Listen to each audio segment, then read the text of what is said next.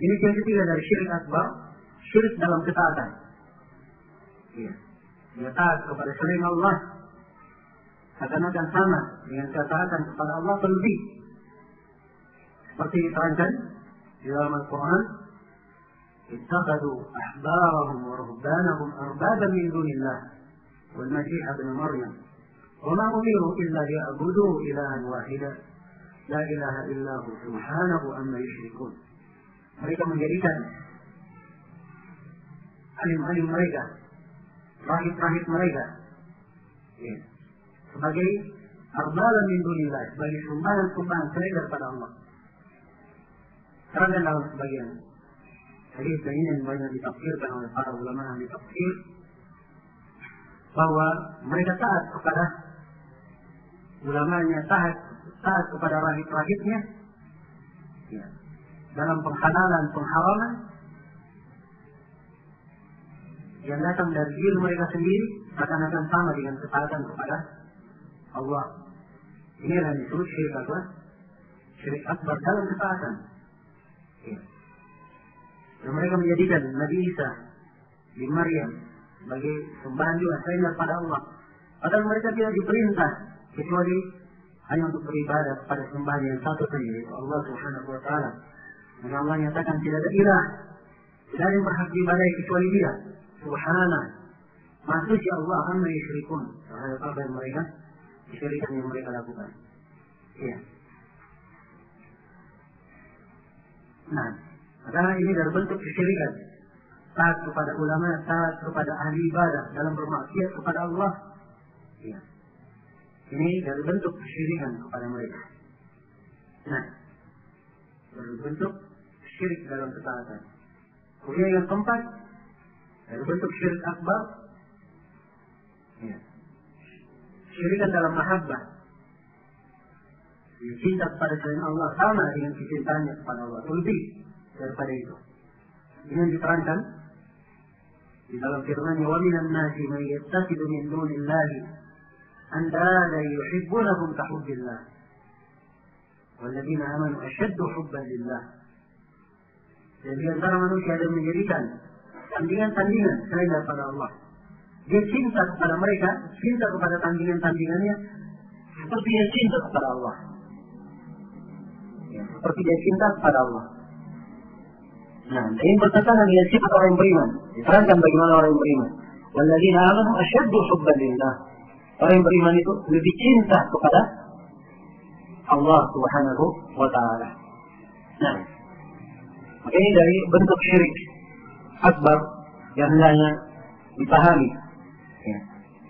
Dan insyaallah Ta'ala akan datang bersama kita bab-bab penjelasan rinci tentang bentuk-bentuk kesyirikan. Kita lanjutkan hadis yang disebutkan dalam bab al-khawf min asy-syirk ini. Bab kekhawatiran dari syirik. Kita telah membaca 2 ayat, sekarang kita baca 3 hadis yang disebut oleh penulis. Tetapi waktu hadis ini dan dalam hadis, akhwafu ma akhafu alaikum asy-syirku akbar. Fasu'ila anhu faqala biha. Ini hadis Mahmud ibn Labid diriwayatkan oleh Imam Ahmad dan selainnya. Nah, dikuatkan oleh Syekh Al-Albani rahimahullah. Rasulullah bersabda, yang saya paling khawatirkan terhadap kalian adalah syirik akbar. Kekhawatiran yang saya paling khawatirkan terhadap kalian adalah syirik akbar. Ini kan Nabi punya beberapa kekhawatiran terhadap umatnya. Ya. Jangan sampai umat jatuh di dalamnya. Ini terangkan dalam beberapa hadis. Seperti Nabi terangkan kekhawatiran beliau kalau dibukakan dunia untuk umat. Beliau laisa al-faqru akhafu alaikum, walakin akhafu an tubassata alaikum ad-dunya. Bukan kefakiran yang dikhawatirkan terhadap kalian, tapi dikhawatirkan kalian dibukakan oleh dunia. Ya. Dan pernah beliau juga khawatir akan seorang munafik yang pandai berbicara. Dan juga beliau khawatirkan terhadap umatnya, para pemimpin atau para panutan yang menyesatkan Jadi kekhawatiran beliau banyak yang bisa membahayakan umat. Dari sifat ketiduran seorang nabi yang sangat bersemangat umatnya berada di atas kebaikan. Karena adanya kekhawatiran ini, beliau terangkan hal-hal yang mengkhawatirkan itu. Dan di antara yang beliau terangkan di sini dan dimutlakan, kekhawatiran beliau yang paling besar adalah tentang syirik akbar, syirik kecil. Nah, kenapa ada syirik akbar? Syirik akbar dari sisi apa? Bahaya, dia lebih bahaya daripada syirik akbar. Tapi syirik akbar ini kadang banyak orang tidak mengetahuinya. Dan kebanyakan bentuk-bentuk syirik akbar, kebanyakannya lebih tersembunyi daripada bentuk-bentuk syirik akbar. Dan kebanyakan bentuk syirik akbar nampak dan jelas. Jelas? Iya. Maka mungkin dari sisi ini. Ketika ditanya apa syirik akbar itu, syirik kecil ini, yang penyebutan syirik akbar menunjukkan ada syirik akbar. Ini dalil yang membedakan antara dua jenis kesyirikan. Maka ketika Nabi ditanya, beliau katakan riya, itulah riya. Dan beliau maksud dengan riya di sini, riya yang sedikit. Riya yang sedikit, sebab riya yang sedikit inilah yang disebut syirik akbar. Adapun kalau riyanya yang mendominasi amalan, seperti riyanya kaum munafikin, maka riya yang seperti itu adalah riya yang dianggap syirik akbar. Ya, dan akan datang insyaAllah ta'ala uraiannya ada bab khusus diuraikan penulis tentang masalah riya. Nah, jelas riya ini dan sifatnya syirik akbar ini membatalkan amalan yang dimasuki oleh riya itu. Ya, dimasuki oleh riya yang sedikit ini. Nah, kalau dia sholat misalnya, masuk di dalam sholatnya saja riya, ya, maka ini membatalkan amalannya atau membatalkan sholatnya. Kalau sholat ini didominasi oleh apa? Riya. Adapun kalau riya datang, ya, dia sholat, tiba-tiba datang syaitan membisikkan, kamu lagi dilihat, ya, rindah sholatmu, ya, begini dan begitu. Ya. Kalau dia datang, tiba-tiba muncul riya ini, maka ini keadaannya dibagi dua. Kalau dia muncul riya ini pada dirinya, kemudian dia tolak, maka insyaAllah ta'ala ini tidak ada masalah. Sebab dia telah menolak hal itu dari dirinya. Iya. Nah, maka tapi kalau dia tidak tolak, dia biarkan bersamanya, ya, maka dia amalannya yang dia lakukan. Ya. Lihat amalan yang dia lakukan. Kalau amalannya didominasi oleh riya, amalannya itu, atau amalan yang terjadi riya adalah syarat syahnya ibadah itu, maka batal ibadahnya. Tapi kalau tidak berkaitan dengan ibadah, di luar ibadah, maka ibadahnya syah. Yang di luarnya saja ya, riya. Ya, contohnya kalau dia sholat misalnya, ya, sholat ada takbiratul ihram, ada ruku, ada sujud, ada i'tidal, kan begitu.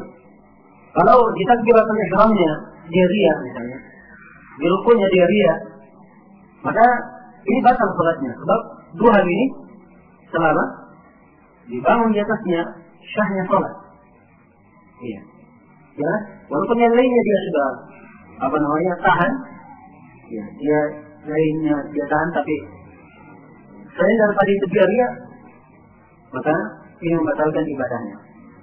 Ya, kecuali kalau berpisah dengan ibadah, seorang bersedekah, ya, dengan 100.000. Kemudian dia bersedekah lagi dengan 100.000 yang lainnya, tapi 100.000 yang kedua ini dia riya di dalamnya. Maka ini tidak masalah. Yang kedua dia diterima, adapun yang pertama sekalian dia ikhlas, maka sering diterima amalannya. Nah, jelas berkaitan dengan riya, insyaallah taala akan kita terangkan lebih lanjut di babnya. Ada bab khusus diuraikan oleh penulis. Sisi pendalilan penulis di sini, ya, perhatikan bagaimana Nabi khawatir, ya, terhadap umatnya hari ini. Kemudian perhatikan sebabnya kekhawatiran kepada siapa? Kepada kalian. Kalian siapa di masa itu, di masa Nabi? Kalian siapa? Para sahabat. Perhatikan Nabi khawatirkan, ya, para sahabat generasi yang terbaik di tengah umat ini. Maka bagaimana pula dengan orang-orang yang datang setelah mereka? Maka ini dari bentuk tauhid, dari hal yang menyempurnakan tauhid seorang hamba, dia hendaknya khawatir terhadap amalannya jangan sampai dimasuki oleh bentuk kesyirikan. Kemudian hadis yang kedua, kata beliau, an Ibnu Mas'ud radhiyallahu ta'ala anhu, anna Rasulullah sallallahu alaihi wasallam qala, man mata wa huwa yad'u min dunillahi niddan dakhala an-nar. Rawahu al-Bukhari. Dari Ibnu Mas'ud radhiyallahu ta'ala anhu, sungguhnya Rasulullah sallallahu alaihi wasallam bersabda, siapa yang mati dan dia beribadah pada tandingan selain daripada Allah,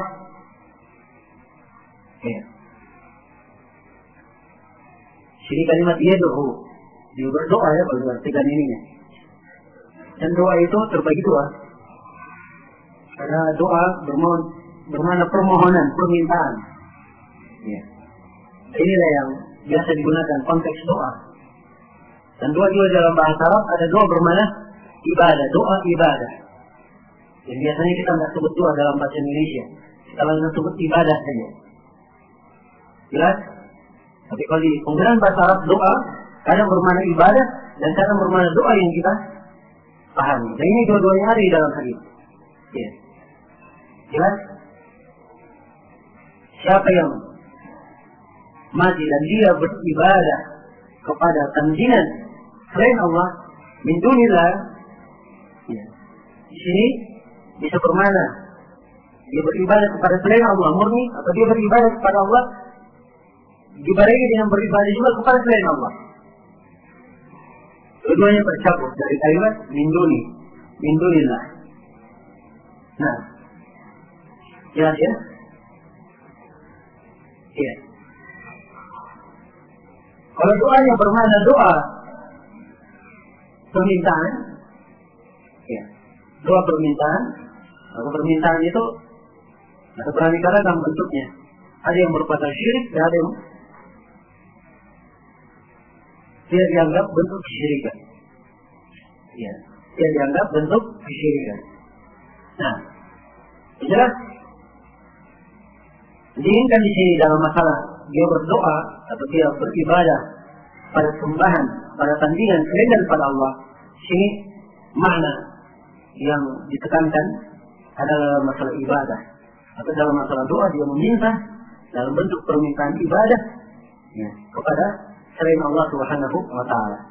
Jadi siapa yang meninggal dalam keadaan dia beribadah kepada selain Allah, dakhala an-nar, maka Nabi sallallahu alaihi wasallam mengatakan dia masuk ke dalam neraka. Masuk ke dalam neraka. Sini terdapat ancaman bagi siapa yang jatuh di dalam kesyirikan, dia akan masuk ke dalam apa? Ke dalam neraka. Dan telah kita terangkan dari bahaya syirik, masuk dalam neraka, dia kekal di dalamnya, tidak akan keluar. Bagi siapa yang melakukan syirik akbar, tidak akan keluar.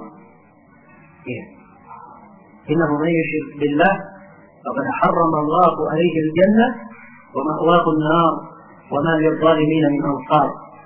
Barang siapa yang berbuat kesyirikan kepada Allah, maka Allah haramkan untuknya surga dan tempat tinggalnya dalam neraka, dan tidak ada penolong bagi orang-orang yang zalim. Nah, demikian. Kemudian dalam hadis yang ketiga kata penulis rahimahullah, wa li muslimin an Jabir anna Rasulullah sallallahu alaihi wasallam qala. Di sisi pendalilan dari hadis yang kedua jelas ya. Bagaimana syirik ini menjatuhkan seorang dalam neraka. Dan ini dari hal yang hendaknya dikhawatirkan oleh seorang hamba.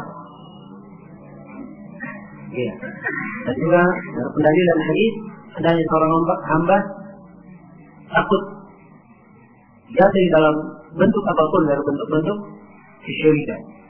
Wa li muslimin an Jabir, dan dalam riwayat Muslim oleh Imam Jabir atau dari Jabir radhiyallahu taala anhu, anna Rasulullah sallallahu alaihi wasallam qala, Sungguhnya Rasulullah SAW bersabda, "Man laqiya Allah la yushriku bihi syai'an dakhala al-jannah, wa man laqiyahu yushriku bihi syai'an dakhala an-nar." Ya.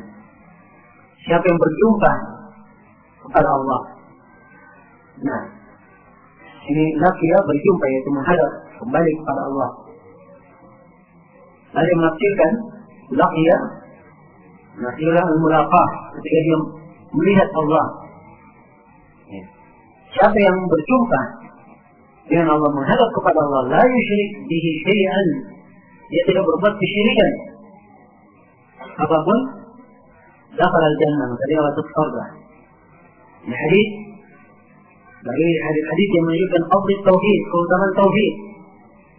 Bahwa orang yang memurnikan ibadahnya kepada Allah dijamin untuknya masuk surga. Jadi dia tidak berbuat kesyirikan. Dan jaminan masuk surga ini, apakah dia ibtidai atau dia tindihaya. Ya. Jadi yang masuk surga, apakah dia langsung masuk surga atau akhirnya dia masuk surga. Nah, dipahami ya? Pembahasan yang disebutkan tadi. Dia masuk surga, dua kemungkinan. Dia masuk langsung ke dalam surga. Ini kalau dia adalah orang yang bertauhid dan bekal-bekal amalan kepakihannya menyebabkan dia langsung dimasukkan ke dalam surga. Tapi bagi ahli tauhid yang melakukan dosa-dosa besar, dikhawatirkan dia disiksa di neraka sebelum masuk ke surga. Tapi kalaupun dia disiksa di neraka, pasti akhirnya masuk ke mana? Masuk ke surga. Karena itu, di pembahasan hadis ini, dakhala al-jannah, masuk surga. Itu mutlak, dia pasti masuk surga kalau dia bertauhid, tidak berbuat kesyirikan kepada Allah. Kalau dia jatuh dalam dosa besar, ya, dan dia harus disiksa karena dosa besarnya, maka dia dimasukkan ke dalam neraka, disiksa sesuai dengan kadar dosanya. Ya, disiksa sesuai dengan kadar dosanya. Tapi akhirnya dia pasti akan masuk ke mana? Akan masuk ke dalam surga. Dan telah saya terangkan pada doa sebelumnya bahwa adanya dari pelaku dosa besar, dari orang yang bertauhid masuk ke neraka dikeluarkan kembali, itu adalah hal yang diterangkan oleh dalil-dalil, terangkan oleh hadis yang sangat banyak.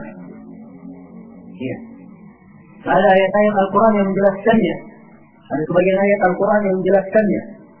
Ini dari keyakinan yang disepakati oleh para a'immatus sunnah, para ulama yang gigih berpegang dengan sunnah dari dahulu sampai sekarang. Tidak yang menyelisihinya kecuali ahlul bid'ah dari kalangan Khawarij maupun Mu'tazilah. Mereka menganggap bahwa pelaku dosa besar kekal di neraka. Ya. Adapun para ulama Islam, pelaku dosa besar dikhawatirkan terhadapnya. Tapi sepanjang dia orang yang bertauhid, maka tauhidnya ini adalah sebuah nikmat yang pasti akan memberikan kesejahteraan untuknya. Kalau dia disiksa karena dosanya, dia disiksa dengan kadar dosa yang dia lakukan. Tapi pasti dia akan dimasukkan ke mana? Ke dalam surga. Iya. Man laqiya Allah la yusyriku bihi syai'an dakhala al-jannah. Siapa yang menghadap kepada Allah tidak berbuat kesyirikan dengannya suatu apapun, maka dia masuk surga. Kemudian, wa man laqiyahu yusyriku bihi syai'an dakhala an-nar. Dan siapa yang berjumpa dengan Allah berbuat kesyirikan, suatu kesyirikan terhadapnya, maka dia pasti masuk neraka. Dia masuk neraka. Nah, ini ancaman bagi orang yang berbuat syirik, dia dimasukkan, diancam dengan ancaman api neraka. Baik, ini 3 hadis yang diterangkan oleh penulis, semuanya sama dengan 2 ayat sebelumnya. Terdapat di dalamnya penjelasan tentang bahaya kesyirikan. Ya, seharusnya seorang yang terkhawatir dari kesyirikan tersebut dan kekhawatiran seorang hamba dari kesyirikan. Ini adalah hal yang merupakan kesempurnaan tauhidnya. keteguhan dan kekokohan tauhidnya kepada Allah Subhanahu wa taala. Kemudian dari dalil dalam bab 2 ayat dan 2 hadis, penulis di sini membawakan 11 faedah, 11 masalah yang terurai dari dalil-dalil. Kata beliau fihi masail, di dalamnya terdapat sejumlah pembahasan. Al-ula, yang pertama, al-khawfu minasy-syirk. Pembahasan yang pertama, kekhawatiran dari syirik. Kalau kita terangkan sehari ini, bagaimana bentuk-bentuk kekhawatiran dari syirik yang tertanam di dalam 2 ayat dan 3 hadis. Kemudian telah kita terangkan apa maksud kekhawatiran dari syirik. Kemudian telah kita terangkan kaitan kekhawatiran dan kesyirikan dengan kesempurnaan tauhid. Dan juga telah kita terangkan bahwa kekhawatiran dari kesyirikan ini memberikan faedah-faedah manfaat yang sangat berharga bagi hamba. Ini telah kita jelaskan. Kemudian kata beliau as-tsaniyah, masalah yang kedua, anna riya min asy-syirk. Ini penjelasan bahwa riya itu dari apa? Dari kesyirikan. Beramal dengan dilihat orang. Ini dari kesyirikan. Ini masalah yang kedua. Kita telah globalkan penjelasannya secara terperinci insyaallah taala, ada bab khususnya. As-tsaniyah, pembahasan yang ketiga, annahu min asy-syirk al-asghar. Ya. Diterangkan juga di dalam hadis bahwa riya itu dari syirik asghar. Riya dari syirik asghar. Nah. Ya. Riya dari syirik asghar ini dilihat ya, dari bentuk riya yang sedikit. Riya yang sedikit. Dan telah kita terangkan ya bahwa riya ada 2 jenis, ada syirik akbar dan ada syirik apa? Syirik asghar. Ya. Kalau riya dihitung kepada kaifiyat, ada apa yang dilaksanakan, maka dia ada syirik asghar di situ. Seperti yang kita terangkan tadi bahwa riya yang sifatnya sedikit terjadi pada sebagian amalan, ingin dilihat oleh manusia, tidak ikhlas kepada Allah, batal amalan tersebut, tapi tidak membatalkan seluruh amalan. Tapi kalau dilihat dari sisi jumlahnya, di mana seluruh amalannya dibangun di atas riya, ingin dilihat oleh manusia, seperti kaum munafikin, ya. Mereka tidaklah melakukan salat, ya, kecuali kusala, la yaqumuna illa salati illa kusala, yura'una an-nas, wa la yadhkuruna Allah illa qalila. Mereka tidaklah bangkit melakukan salat kecuali malas. Mereka riya, ingin dilihat oleh manusia. Ya. Dan riya yang merupakan sifat munafikin ini banyak sekali terangkan dalam Al-Quran. Bagaimana mereka riya dalam sedekah. Datang bersedekah hanya untuk meremehkan. Kaum muslimin yang datang dengan sedekah sedikit, dia datang dengan sedekah yang banyak. Ini dilihat untuk merendahkan orang lain. Ya. Maka bentuk riya yang seperti ini sifatnya syirik akbar. Tapi yang dimaksud di sini oleh penulis dari syirik akbar, riya yang dikatakan sebagai yasir riya, riya yang sedikit. Ya. Riya yang sedikit, yang hanya menjangkiti sebagian ibadah, bukan masuk kepada seluruh akar ibadahnya. Ya. Kemudian masalah yang keempat atau pembahasan yang keempat kata beliau ar-rabi'ah, annahu akhwatu ma yukhafu minhu alal mustalah salihin. Ya. Sungguhnya dia adalah hal yang sangat dikhawatirkan oleh Rasulullah terhadap orang-orang yang salih. Ya. Kalimat di sini alaikum, tujuannya kemana? Para sahabat. Ya. Bagaimana Nabi khawatirkan terhadap para sahabat. Ya. Riya ini. Sebab kadang masuk ke dalam hati manusia hal ini dan dia tidak sadari.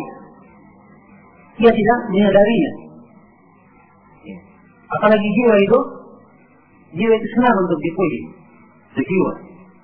Maka kadang, ya, kalau kesenangan jiwa, akhirnya kadang tidak terasa hal itu masuk dalam hatinya. Maka di sini letak seorang hamba berijtihad. Bagaimana dia bersungguh-sungguh, ya, di dalam mendidik dirinya di atas tauhid, dalam keikhlasan beribadah kepada Allah Subhanahu wa taala. Kemudian pembahasan yang kelima kata beliau al-khamisah qurbul jannati wan nar. Ya. Penjelasan tentang dekatnya surga dan neraka. Ya. Penjelasan tentang dekatnya surga dan neraka. Ya, yang beda dari hadis siapa yang berjumpa pada Allah tidak berbuat kesyirikan di masuk surga. Siapa yang berjumpa kepada Allah berbuat kesyirikan, dia masuk neraka. Surga dan neraka suatu yang dekat. Ya. Maksudnya dalam setiap amalan hamba yang hamba lakukan, wilayahnya adalah surga atau neraka. Cuma ada dua kemungkinan. Ini dekat dari hamba. Nah, kemudian pembahasan yang kelam, as-sadisah, al-jam'u baina qurbihima fi haditsin wahid. Disatukan dekatnya surga dan neraka dalam satu hadis. Ya. Bagaimana dalam satu konteks Nabi berkata, siapa yang berbuat kesyirikan, siapa yang menghadap kepada Allah, dia tidak berbuat kesyirikan, masuk surga. Dan Nabi sebutkan juga setelahnya, dan siapa yang menghadap kepada Allah berbuat kesyirikan, maka dia apa? Masuk neraka. Kemudian pembahasan yang ketujuh, Sabiha, annahu man laqiyahu yushriku bihi syai'an dakhala an-nar, walau kana min a'badin nas. Ya. Perhatikan ya, sisi tekanan-tekanan pendalilan penulis. Siapa yang menghadap kepada Allah dalam keadaan berbuat kesyirikan, mempersekutukan Allah dengan sesuatu apapun, maka dia masuk neraka. Walaupun dia adalah orang yang paling ahli ibadah. Orang yang paling ahli ibadah. Sebab nampak dari sebagian orang rajin di masjid, ya, qiyamul lail, ya, ibadah-ibadah yang dia lakukan, membaca Al-Quran, tapi terkait hatinya dengan penghuni kubur. Baca Al-Qurannya tawaf di kuburan, tawassul kepada penghuni kubur. Jadi banyak terjadi. Apalagi di masa penulis. Di masa penulis. Dan kalau masih terlihat di Masjid Nabawi, ada orang-orang yang ahli ibadah di masjid itu. Ya. Tapi kalau dia berdoa, dia menghadap kepada Nabi SAW ke kuburnya. Bukan menghadap ke kiblat. Berdoa kepada Allah. Ya. Jadi masa dahulu, sangat dimudahkan kesyirikan itu. Ada ulama-ulama, orang-orang yang berilmu tentang sebagian sisi, sebagian hal, tapi jatuh dalam bentuk-bentuk kesyirikan. Ini adalah yang menyesatkan manusia. Ya. Jadi masa ini juga masih ada pula orang-orang yang datang beribadah, melakukan ibadah haji. Ya. Masya Allah datang untuk ibadah haji. Ya. Sudah selesai ibadah haji di Mekah, masuk ke Madinah, ya. Dia membatalkan ibadahnya dengan berbuat kesyirikan, meminta kepada Nabi Sallallahu Alaihi Wasallam. Kadang sebagian imamnya diajarkan doa-doa khusus, permohonannya kepada Nabi, bertawassul kepada beliau. Ya. Maka ini dari musibah yang menimpa umat. Hendaknya diluruskan dan diperbaiki. Nah, maka dia tekankan di sini, walaupun dia adalah orang yang paling ahli dalam ibadah, paling banyak ibadahnya, jangan tertipu dengan hal itu. Sebab banyaknya amalan itu bukan ukuran dia banyak pahala. Tapi menjadi ukuran dia banyak pahala, amalan yang dia lakukan, apakah dibangun di atas tauhid, keikhlasan, apakah dibangun di atas sunnah Rasulullah atau tidak, itu menjadi ukuran. Karena itu dari sisi para sahabat, seperti Abu Darda, beliau berkata, ya, betapa indahnya ibadah, betapa indahnya tidur seorang alim. Itu lebih bagus daripada ahli ibadah yang satu malam suntuk dia berdiri beribadah, tapi tidak di atas sunnah. Hidupnya seorang alim yang mengenal sunnah itu lebih baik daripada ibadahnya orang yang tidak mengenal sunnah.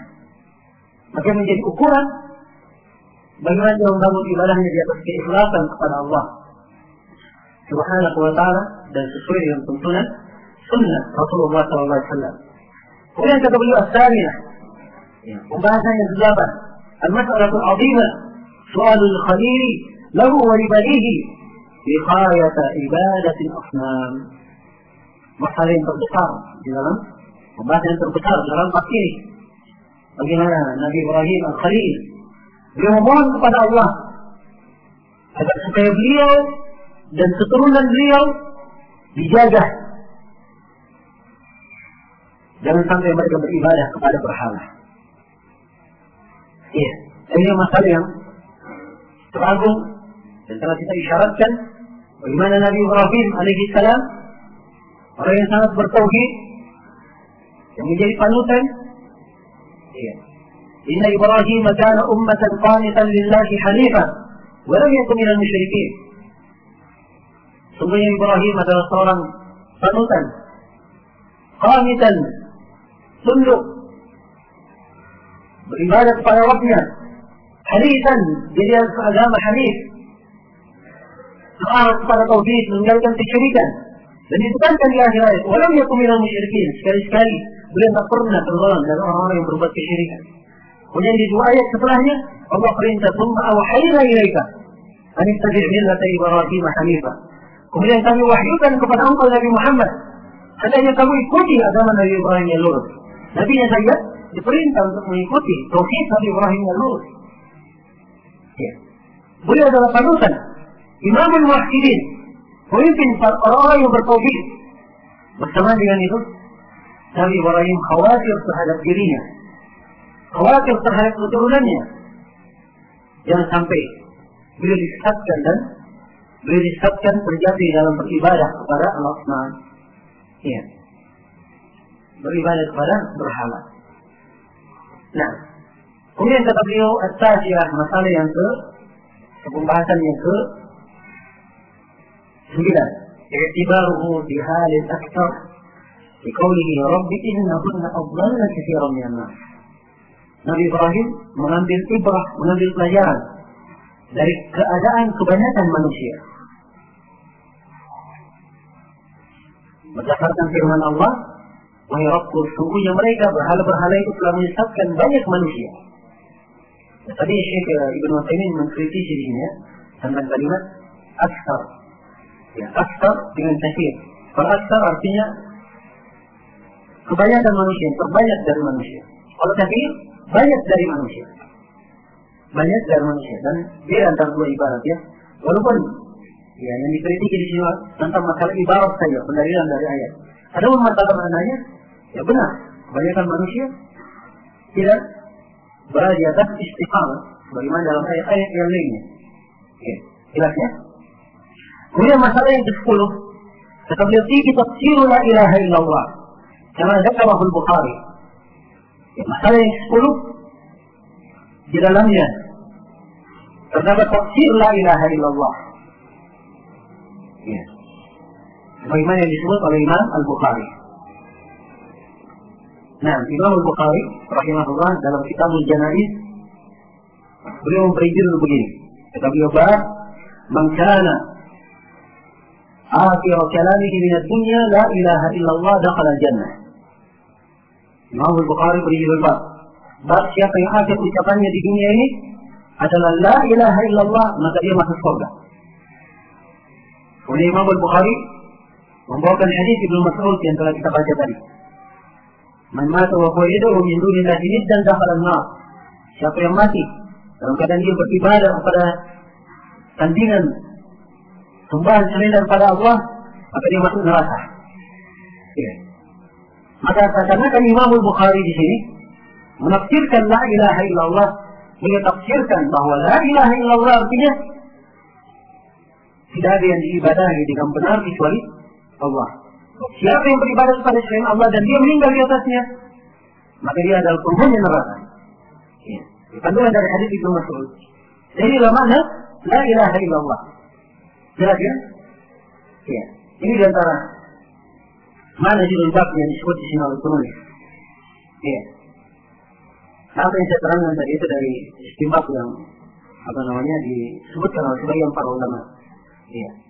Sebab kadang banyak yang bingung di sini dalam melihat sisi pendalilan penulis. Dari mana beliau mengatakan tafsir la ilaha illallah yang disebutkan oleh Imam Al-Bukhari. Maksudnya dia tadi yang saya terangkan. Wallahu a'lam. Kemudian pembahasan yang ke-11 kata beliau, hadilatu man salima min syirk. Dalam hadis ini atau di dalam bab ini juga terdapat penjelasan keutamaan orang yang selamat dari kesyirikan. Keutamaan orang yang selamat dari kesyirikan. Jadi dari fadl tauhid, dari keutamaan tauhid dan keutamaan orang yang selamat dari kesyirikan sebagaimana yang telah kita jelaskan. Baik, selesai bab al-khawf min asy-syirk. Kita pindah kepada bab berikutnya. Ini adalah bab yang keempat. Ya, kalau ingin disebut bab yang kelima silahkan. Tetapi bab ad-du'a ila syahadati an la ilaha illallah. Kata Syekh rahimahullah, bab ad-du'a, berdakwah. Doa di sini bermakna dakwah. Ya, menyeru, memanggil manusia kepada syahadat la ilaha illallah. Kepada syahadat la ilaha illallah. Ya. Maksud dan munasabah bab ini jelaskan. Ya. Sudah berlalu ya. Sekarang kita 3 bab. Ya, 4 bab dengan pendahuluannya. Diterangkan kewajiban tauhid, keutamaannya, bagaimana menggugurkan dosa, diterangkan bagaimana mentahqiq tauhid. Dan sekarang sudah lengkap sudah. Diterangkan juga kesyirikan. Kalau seorang hamba sudah kenal tauhid, sudah kenal lawannya kesyirikan, maka ini sempurna dari sisi ilmiahnya. Ya. Sempurna dari sisi kekuatan ilmiahnya sekaligus dari kekuatan amaliyahnya.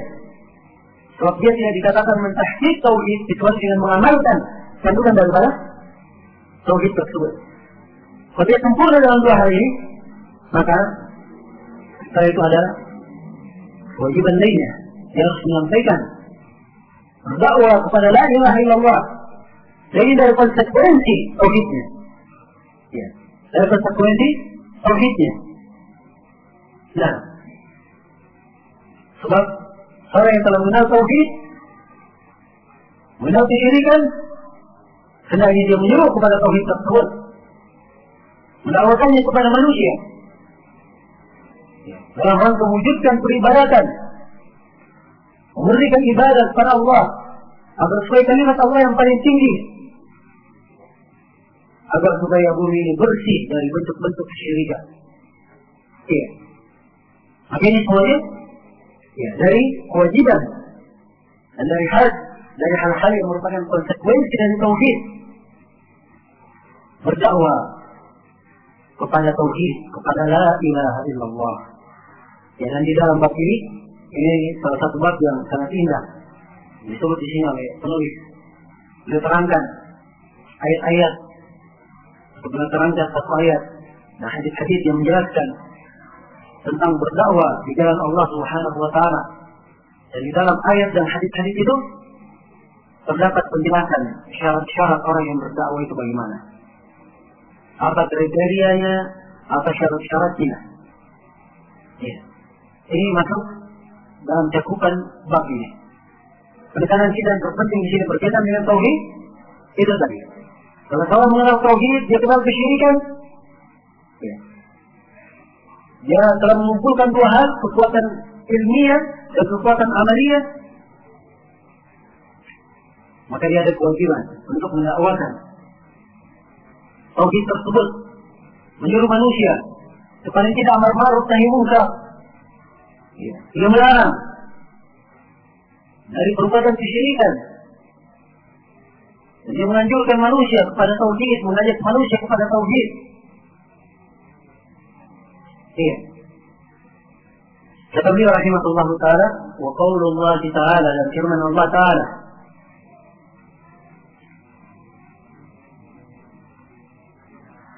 qul hadhihi sabili ad'u ila Allah ala basirah. Al-ayat. Ya.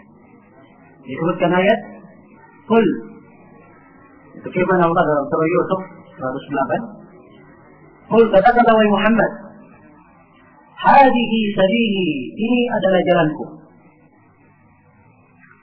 Ad'u ila Allah, berdakwah kepada Allah ala basirah, di atas basirah, di atas petunjuk. Nah, iya. Kalau kelanjutan dari ayat, ana basiratin ana wa man ittaba'ani subhanaka wa ma ana minal musyrikin. Kelanjutan ayat. Saya dan orang-orang yang bersamaku berdakwah di atasnya.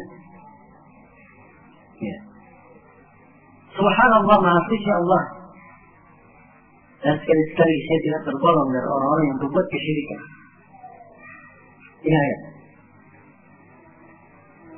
sisi pendalilan penulis di sini pada kalimat ad'u ila Allah, saya berdakwah kemana? Kepada Allah. Kepada Allah menambahkan ikhlasnya dia dalam berdakwah. Ya.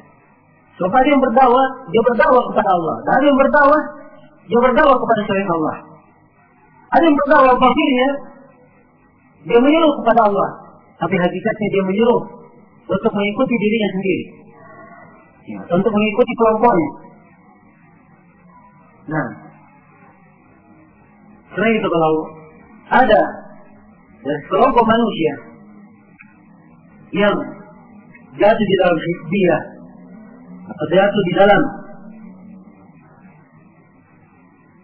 berkelompok-kelompok, maka ini asalnya karena kurang mentahqiq makna tauhid pada dirinya, kurang mewujudkan makna ikhlas di dalam dirinya. Iya. Sebab kalau dia adalah orang yang bertauhid, maka ukurannya dia berdakwah di atas kepada Allah Subhanahu wa taala. Dia tidak peduli siapa yang menyelisihinya. Iya. Sebab maksudnya adalah dia berdakwah di atas jalan Allah. Kalau dia melihat ada yang salah, jangan karena itu temannya, karena itu ada kelompoknya, ya, dia membiarkan hal tersebut. Tidak. Ini namanya tidak berdakwah kepada Allah. Kalau dia memang ikhlas kepada Allah, maka segala sesuatu hendaknya diarahkan hanya untuk Allah Subhanahu wa taala. Ya. Bagaimana dikatakan oleh Ibnu Qayyim, "Waliwahidin kun wahidan fi wahidin a'li sabil al-haqq wal iman." Untuk Allah yang Maha Satu. Jadi engkau orang yang satu. Hatinya hanya mengarah kepada suatu hal yang satu. Diwahidin pada satu hal. Ya. Satu. Jadilah kamu satu pada satu hal. Itu jalan kebenaran dan jalan keimanan. Ya. Maka seorang hendaknya mengarahkan segala keikhlasannya. Untuk siapa diserahkan? Waliwahidin, hanya untuk Allah yang Maha Satu. Ya. Di atas apa dia berjalan? Di atas al-haq wal iman, di atas kebenaran dan keimanan. Nah, jadi ini sisi pendalilan penulis. Dan di dalam ayat yang mulia ini terdapat faedah-faedah yang sangat banyak. Ya. Mungkin kalau saya ingin uraikan ayat ini satu saja, ya, cukup untuk satu dorong tentang etika dan akhlak seorang dai di dalam ayat yang mulia ini. Saya akan meringkas pembahasan-pembahasan, saya isyaratkan kandungan-kandungan indah dari ayat. Dalam ayat perintah Allah kepada Nabi, "Qul," katakan wahai Muhammad, menunjukkan bahwa dakwah itu semuanya dibangun di atas perintah. Ya. Karena itu salah satu dari syarat dakwah harus dibangun di atas ilmu. Semuanya dari wahyu, dari Al-Quran dan dari As-Sunnah. Akan kita terangkan makna ala basirah untuk penekanan masalah ini. Kemudian kedua dikatakan kul hadhihi, katakanlah inilah. Ya. Sesuatu kalau ditunjuk, inilah, itulah. Yang ditunjuk ini sudah dimaklumi atau tidak? Telah dimaklumi, hal yang jelas. Karena itu bisa diisyaratkan. Ya. Inilah jalanku. Berarti dia adalah jalan yang terang, jelas.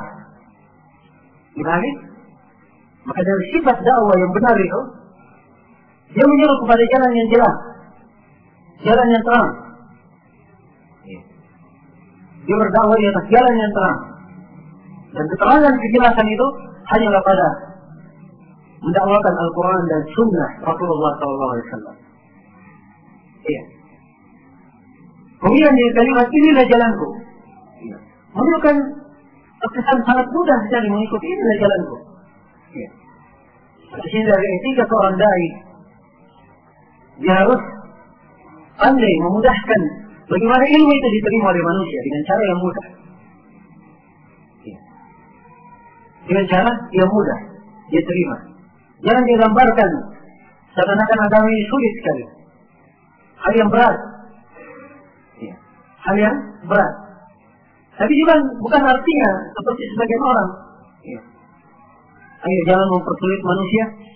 Ya. Jangan memberatkan. Ya, akhirnya membuat pelanggaran-pelanggaran. Ya. Jenggot tidak apa-apa dicukur.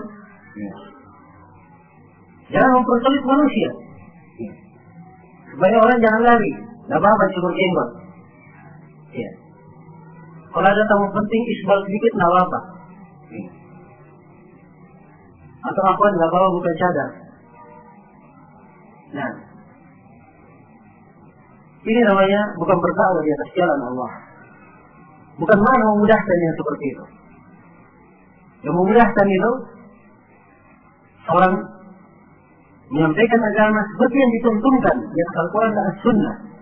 Kalau disampaikan sebagaimana mestinya, seperti apa yang dituntut, itu dia sudah memudahkan hakikatnya. Kalau agama ini asalnya dia adalah mudah seluruhnya. Inna dina yusrun. Sungguhnya agama itu mudah. Ya. Namun disinilah banyak dai yang menggampangkan hal-hal yang seperti ini. Kalau memahami mana kemudahan agama, dianggap mudah itu artinya bermudah-mudahan. Menyepelekan masalah agama. Bukan itu mananya.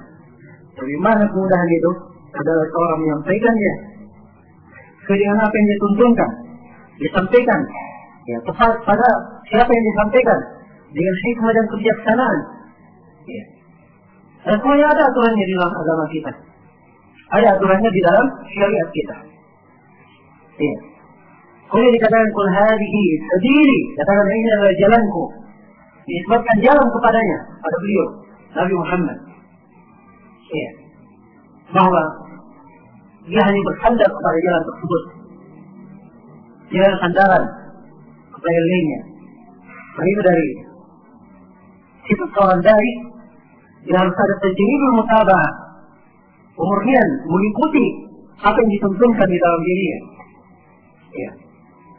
Sebab kadang seorang, apalagi kalau dia bermasalah dengan pihak-pihak yang lain, ya, maka kadang terpancing untuk hanya sekedar membela dirinya, atau membela kelompoknya, atau membela orang-orang yang bersamanya. Ini sudah keluar dari mana? Keikhlasan dan kurang makna tajribul mutaba'ah. Kurang makna memurnikan mengikuti jalan Nabi SAW pada dirinya. Ya. Ad'u ila Allah. Perhatikan kalimat ad'u dengan fi'il mudhari'. Senantiasa berdakwah. Ya. Mudhari itu dibawakan dengan kalau fi'il madhi artinya sesuatu yang sudah berlalu. Kalau ad'u sesuatu yang senantiasa dilakukan. Ya. Menunjukkan bahwa seorang dai dia harus punya semangat manusia mendapat hidayah. Ya. Harus punya semangat manusia mendapat hidayah.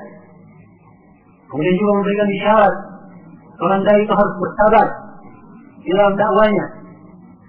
Sebab di dalam dakwah itu banyak hal yang seorang harus bersabar menghadapinya.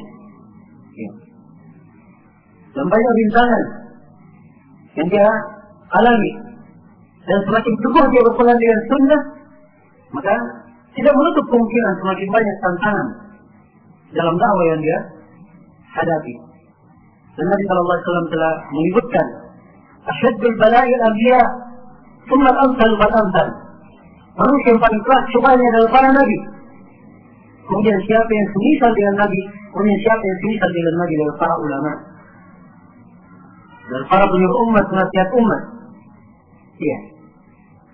Maka harus ada kesabaran. Kemudian tidak boleh putus asa. Tidak boleh putus asa. Nah, saya kadang terdengar, ini masyarakat memang sulit ini, sebab semuanya sulit di situ. Ya. Ini sulit kita masuk di sini, karena begini, ini sulit untuk diajar. Ada taufik, karena ini kalimat-kalimat yang seperti harusnya tidak terdengar dari seorang yang punya semangat.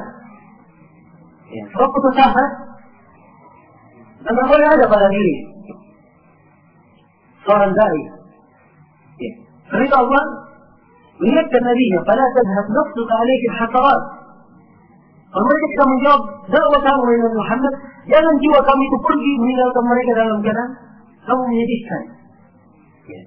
Nah, perhatikan bagaimana semangat lagi kita. Sudah bila diusir dari Taif, datang dua malaikat penjaga gunung. Berkata wahai Muhammad, Jibril turun membawa keduanya.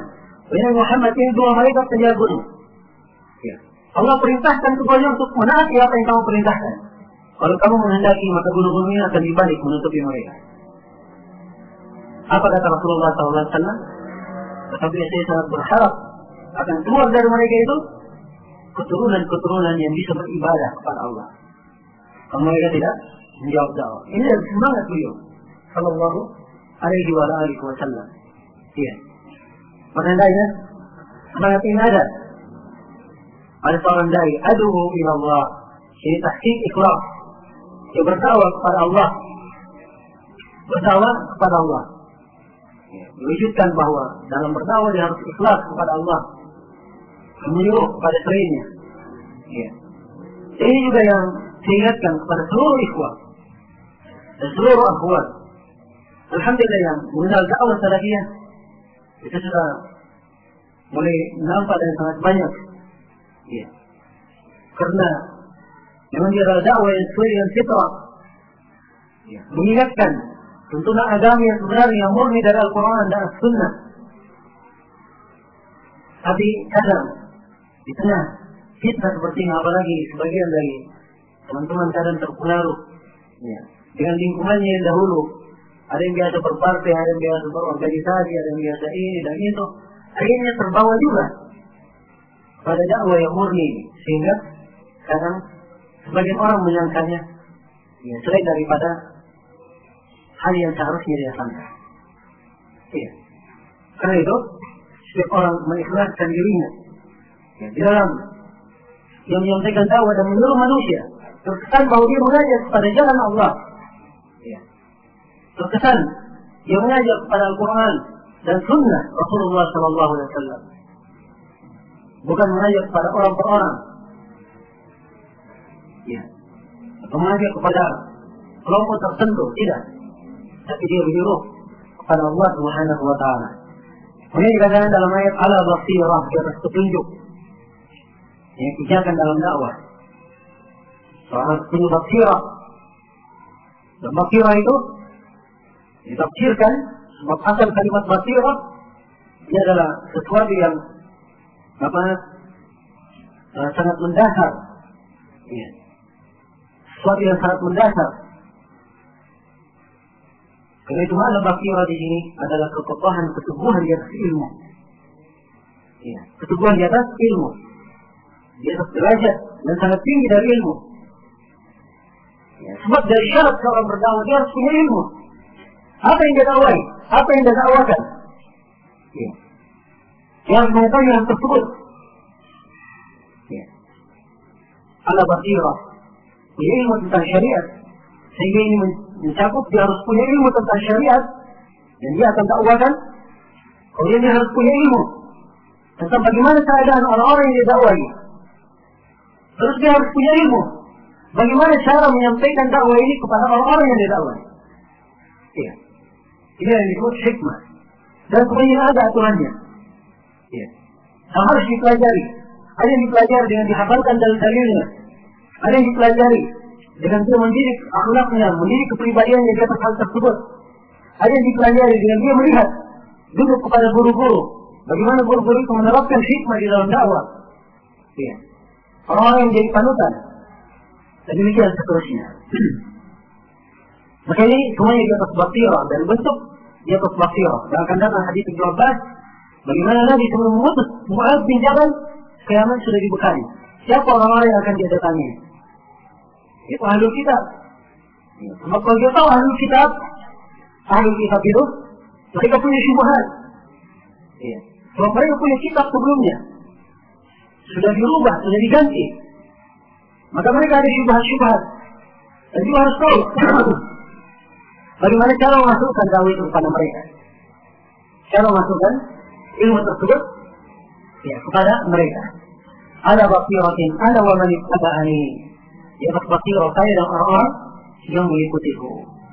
Ya, saya dan orang yang mengikuti di sini, ini ada dua pendapat di kalangan ahli tafsir.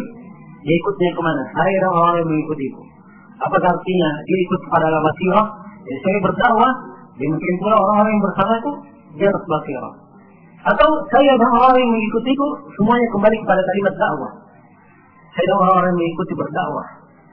Iya. Semua. Nah, ini mengandung dua kemungkinan di dalam ayat. Yang jelas semuanya menunjukkan makna bahwa Rasulullah dan orang yang tiba kepada Rasulullah keadaannya seperti itu.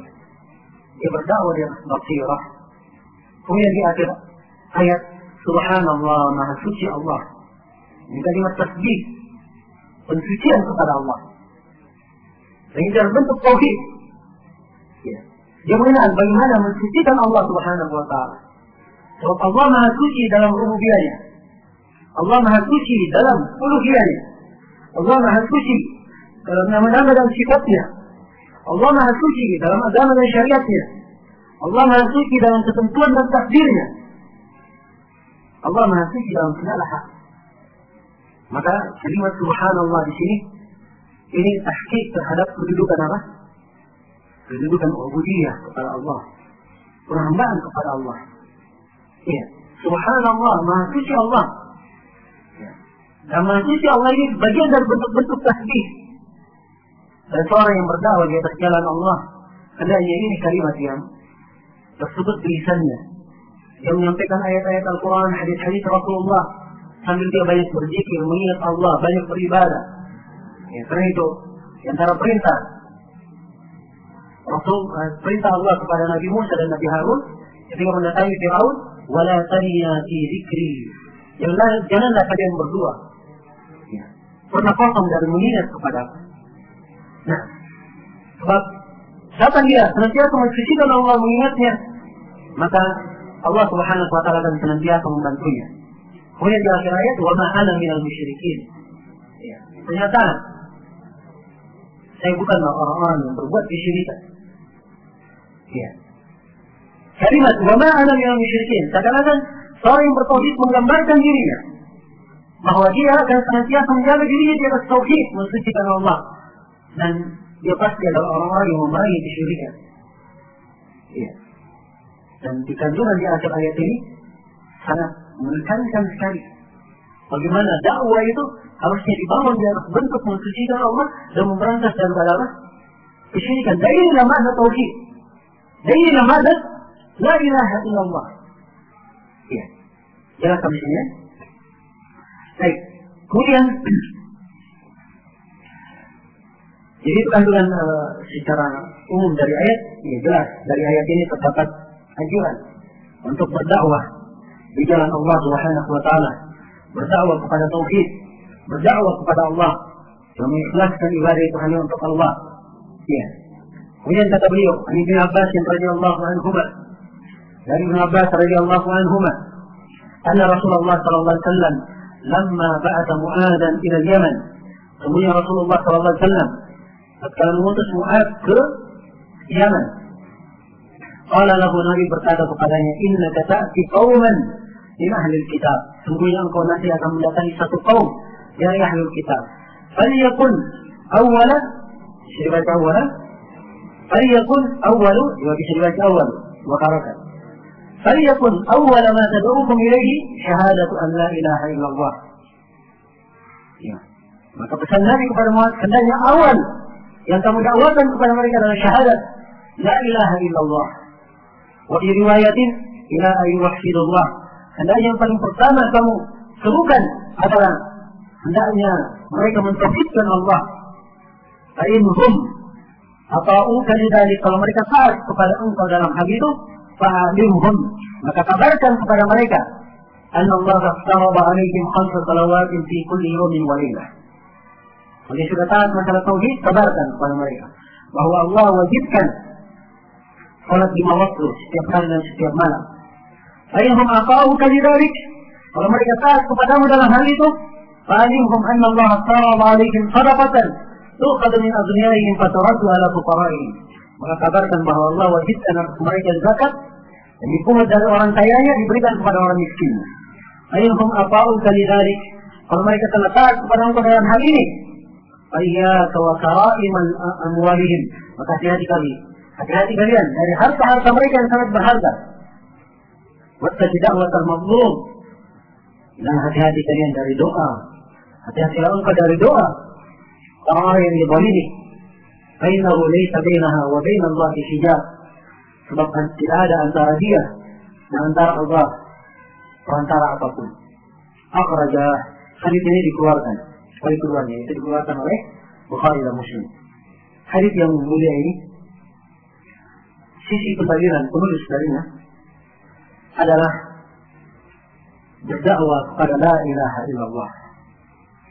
Dan perhatikan bagaimana Nabi ketika mengirim Mu'adz bin Jabal sebagai duta besarnya, dikirim ke Yaman. Ya. Nabi berpesan agar supaya awal yang beliau serukan adalah apa? Menyampaikan syahadat la ilaha illallah, untuk mentauhidkan Allah, memberikan ibadah kepada Allah. Terdapat di dalamnya sisi pendalilan penulis berdakwah kepada syahadat la ilaha illallah. Nah, untuk kandungan hadis ini tidak detailkan, kandungannya dari awal hadis kita baca kembali. Rasulullah tatkala mengutus Mu'adz ke Yaman. Ini perhatikannya kalimat mengutus. Ya. Maka simbolnya seorang alim, seorang guru mengirim siapa yang dipandang layak untuk menyampaikan agama. Ya. Dan Mu'adz ketika diutus ke Yaman, ya, dan diterangkan sifat apa beliau diutus, apakah sebagai seorang guru yang mengajar, seorang gubernur dari Rasulullah, atau seorang penentu hukum di tengah mereka, atau seorang dai yang menyuruh kepada manusia. Nah, Nabi mengutus Mu'adz bin Jabal radhiyallahu ta'ala anhu. Ada pesan-pesan lainnya yang Nabi ingatkan kepada Mu'adz jika diutus ke Yaman. Ya, dia adalah dai, maka dibekali ya dengan pesan-pesan yang bermanfaat. Ya. Di antara yang beliau disampaikan oleh Ibnu Abbas di sini, dia diutus ke Yaman. Qala lahu, maka Nabi berkata, innaka ta'ti qauman min ahli kitab. Sungguhnya engkau akan mendatangi satu kaum dari ahli kitab. Ya, terdapat di dalamnya dalil tentang anjuran seorang itu mengenal lingkup di mana dia datang. Ya. Dia mendatangi satu tempat, sebuah tempat, dia harus tahu kenal tempat itu apa. Ya. Supaya harus tahu apa yang dia dakwakan di tempat itu. Dan kalau dia ingin menegur kesalahan-kesalahan yang terjadi, maka dia telah memikirkan bagaimana cara menyampaikannya dengan cara yang hikmah dan bijaksana. Iya. Maka Nabi mengingatkan, innaka ta'ti qauman min ahli kitab. Kamu akan mendatangi satu kaum dari ahli kitab. Iya. Saya ketika dipahami hal ini, ahli kitab yang dimaksudkan karena ini Yaman, mereka adalah orang-orang Yahudi. Orang-orang Yahudi yang dimaksud. Iya.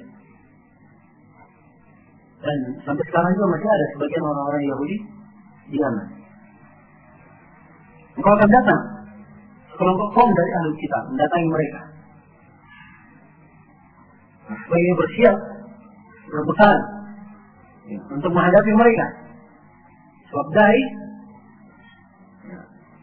dia mungkin akan dihadapkan untuk mengadu hujjah ya, dan untuk mengatakan dari orang-orang yang dia ingin ajak kepada kebenaran. Ya. Karena memang diketahui bahwa mereka ini adalah orang-orang yang bisa kembali kepada kebenaran, bisa kembali kepada kebenaran. Ya. Ada pun orang-orang yang hanya diketahui dari mereka mengikuti hawa nafsu, ya, ataupun Bila disampaikan kepadanya bentuk dari kebenaran dan dia tolak, maka di dalam masalah mendebat dan di dalam masalah mengadu argumen dengan mereka, ini ada rincian di kalangan para ulama. Tapi seorang dai secara umum dia harus punya kesiapan untuk menghadapi dan mengadu hujjah dengan orang yang berada di atas kebatilan. Nabi SAW mendebat orang-orang Makkah dan Najran. Dia datang pada beliau. Beliau mendebat mereka sampai jatuh seluruh hujjahnya. Kemudian setelah itu Nabi mengajak mereka kepada Islam. Mereka tidak ada alasan lagi. Sebab mereka sudah tahu, sudah. Tapi karena keadaannya seperti itu, sudah mengerti bahwa mereka salah, juga tidak mau ikut kepada Islam, maka Rasulullah SAW diperintah agar supaya mengajak mereka untuk bermubahalah, mengajak mereka untuk bermubahalah. Ya. Maka terhadap orang-orang yang seperti ini, hal yang dilakukan hal yang demikian rupa. Jadi bukan artinya mubahalah itu hanya terkait dengan orang-orang kafir saja. Nah, mungkin saja terhadap sebagian orang yang bernisbat dirinya kepada Islam. Ya. Bernisbat dirinya menisbatkan dirinya kepada Islam. Karena itu nampak dari sejarah para a'immah. Ya, mereka melakukan mubahalah dengan sebagian orang yang menyimpan dari tuntunan agama. Ya, Al-Hafidz Ibnu Hajar sendiri ceritakan dalam Fathul Bari bagaimana beliau mengajak berdebat atau mengajak mubahalah. Ya, sebagian orang yang sudah menyimpang dari jalan yang lurus, dan setelah beberapa hari setelah itu orang tersebut meninggal. Nah, ya. Silakan di sini. Jadi secara umum, ini ketika disampaikan kepada seorang dai harus punya kesiapan seperti itu. Ya, harus punya kesiapan untuk berdebat, punya kesiapan untuk mengadu hujjah dan argumen. Kalau memang itu diperlukan, ya. Hal tersebut diperlukan. Agar supaya manusia berkira sangka kepada apa yang dia dakwakan. Ya, seakan-akan dia tidak mampu. Dan dari ilmu yang dia miliki atau dari dakwah yang dia miliki tidak kuat untuk menahan seluruh syubhat. Nah, jelas sampai sini. Baik. Kemudian di sini katakan faliyakun awwala ma tad'uhum ilaihi. Pesan Nabi kepada Muaz, hendaknya awal yang kamu dakwakan adalah syahadat la ilaha illallah. Sini terdapat penjelasan satu fikih yang harus dipahami oleh seorang dai, bahwa yang paling prioritas di dalam dakwah adalah dakwah kepada tauhid. Itu yang paling diprioritaskan, paling diutamakan. Sebab Nabi mengatakan faliyakun awal, hendaknya yang awal kamu dakwakan. Tidak ada lagi yang lebih pertama darinya. Ini yang paling awal didakwakan. Dan ini nak tegas tentang wajibnya memulai dakwah dengan apa? Dengan tauhid. Memulai dakwah dengan tauhid. Ya. Hendaknya awal yang kami dakwakan. Ya. Karena itu diantara sifat seorang dai, dia harus mendahulukan yang paling penting, kemudian yang penting setelahnya. Ada yang paling penting, yang terpenting itu yang didahulukan. Itu yang dia dahulukan. Dan ini peringatan terhadap banyak manusia di masa ini yang keluar dari tuntunan dakwah para nabi dan para rasul. Ya. Ada yang prioritas dakwahnya bagaimana mengajak manusia untuk rajin ke masjid saja, ya. Untuk sholat saja. Apalagi kalau dia keliling-keliling. Ya. Ada yang menjadikan prioritas dakwahnya hanya sekedar mengajak manusia, ya. Bagaimana bisa menjadi pemimpin saja. Ya. Ada cabang-cabangnya, ya. Ada tempat-tempat berkumpulnya, ya. Ini bukan maksud dari dakwah di jalan Allah. Dan awal yang kamu dakwakan adalah apa? Tauhid. Ya. Karena itu apa saja yang dilakukan oleh seorang dai, dan bukan artinya berdakwah kepada tauhid. Ya. Bukan artinya semuanya dengan bahasa transparan harus tauhid. Tauhid itu adalah ini terbagi tiga. Ya. Kemudian syirik itu adalah ini dan itu. Sebab banyak sekali jalan untuk mendakwakan tauhid.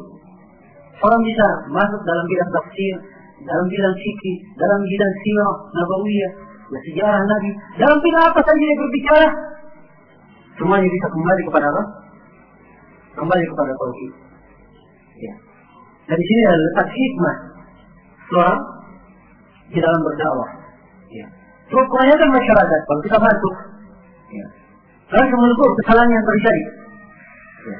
Kesalahan yang terjadi. Tidak ada proses untuk menyampaikannya dengan cara yang bagus, langsung saja loncat, lempar bom di situ. Ya.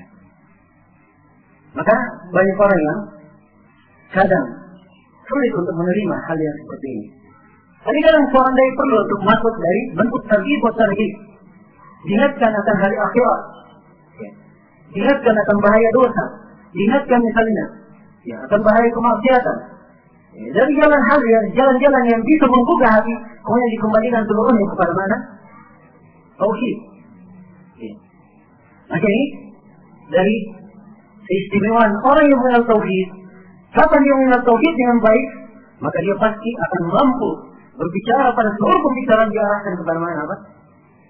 Mana tauhid. Ya. Karena itulah berulang kali dan terus diingatkan bahwa mempelajari tauhid sangat penting sekali. Nah, belajar tauhid sangat penting. Bahas fikih, ya, baca hadis, pasti dalam sebuah hadis itu ada pelajaran-pelajaran tauhid di dalamnya. Ada pelajaran-pelajaran tauhid. Nah, hal-hal yang hendaknya bisa ditanamkan kepada umat. Ya, kalau dia lihat lingkungan yang butuh kepada tauhid, dia singgung bagian dari itu sambil dia terangkan hal yang lainnya. Ya. Kemudian dia terus mengingat bagaimana cara memperbaiki dan mendidik umat. Dan ini perhatikan. Awal yang paling pertama diperbaiki adalah apa? Adalah tauhidnya. Kalau ada orang yang jatuh di dalam kesyirikan, dia beribadah kepada, meminta kepada penghuni kubur, dia berzina, berjudi, mencuri. Ya. Kalau dilihat dari sisi prioritas, yang paling pertama kita perbaiki adalah masalah beribadah kemana? Ke kuburan yang keyakinan ini harus dihilangkan. Ya.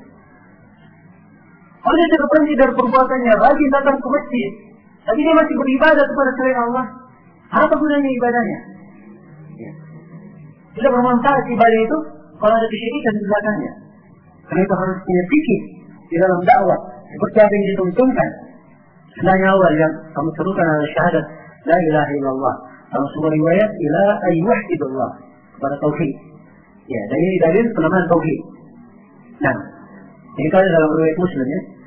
Ini dikatakan fahinhum ata'uka lidzalik. Kalau mereka telah taat kepadamu dalam hal itu, perhatikan, ini menunjukkan bahwa dakwah itu ditadarruj. Perhatikan, bertingkat-tingkat. Ya, satu persatu. Nah, bagi orang yang naik tangga, ya, dia naik menaiki tangga itu satu persatu. Ya. Dia sudah mengenal tauhid, ajarkan setelah itu bahwa diwajibkan mereka sholat 5 waktu. Yang menerima ini, ajarkan lagi setelah itu diwajibkan mereka mengeluarkan zakat. Nah, maka dalam hadis ini menunjukkan ada tadarruj dalam dakwah. Seorang boleh berjenjang, pelan-pelan dalam menyampaikan. Dan cukup satu majelis, ini kesempatan semuanya disikat dalam majelis itu. Sambil diluruskan dan diperbaiki, tidak. Ya. Tapi dia pelan-pelan dalam menyampaikan. Mungkin di majelis yang pertama dia tekankan prinsip-prinsip dasar. Dan dari prinsip dasar ini, orang yang hadir pasti akan bertanya. Ya. Dalam hal yang setelahnya. Ya. Maka dia akan masuk lagi, menjelaskan lagi hal yang setelahnya. Terus sampai nampak, ya, jelas seluruh masalah yang harus diterangkan. Nah, kemudian dalam hadis ini juga menunjukkan pentingnya sholat. Sebab dia adalah perintah yang datang setelah apa? Setelah tauhid. Ya. Dan sholat ada 5 waktu. Kemudian setelah ini diterangkan tentang zakat. Kemudian diterangkan bagaimana zakat ini diwajibkan. Diambil dari orang kaya, diberikan kepada orang miskin. Dalam hadis ini penjelasan tentang penyaluran zakat itu diberikan kepada orang yang miskin. Dan dia adalah salah satu dari orang yang berhak menerima zakat. Orang yang menerima zakat itu ada 8 asnaf disebutkan dalam Al-Quran. Ya, ada 8 orang. Salah satunya adalah fakir dan salah satunya adalah miskin. 2. Tapi di sini fakir saja. Kalau disebut fakir saya, berarti miskin juga masuk di dalamnya. Miskin juga masuk di dalamnya. Dan dalam hadis ini juga terdapat pendalilan sebagian para ulama bahwa zakat itu hanya dibagikan di tempat dia berada. Sebab diambil dari orang kaya mereka, dikembalikan kepada orang miskin mereka juga. Ya. Ini ambil pendalilan oleh sejumlah para ulama.